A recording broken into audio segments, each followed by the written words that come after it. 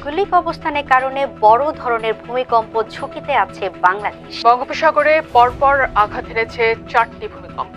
অদূর ভবিষ্যতে বড় ধরনের ভূমিকম্প এড়ানোর সুযোগ নেই বাংলাদেশের। যে শক্তিটা জমা হয়ে আছে সেটা আজ হোক কাল হোক এই শক্তি বের হতেই হবে, এর কোনো বিকল্প ব্যবস্থা নেই। ঝুঁকি আছে এবং ঝুঁকি কমানোর সুযোগ আছে। 9 মাত্রার ভূমিকম্প হলে সারা বাংলাদেশে অন্তত 1 লাখের উপরে বিল্ডিং কলাপস করবে। এখন হিসাব করেন যে পুরাতন ঢাকায় কি হতে পারে। আমাদের এমন পরিস্থিতি হবে যে আমরা এই এলাকাটাকে পরিত্যক্ত ঘোষণা করব, কোনো রেস্কিউ অপারেশনই চালাবো না, এমনও ঘটনা ঘটতে পারে।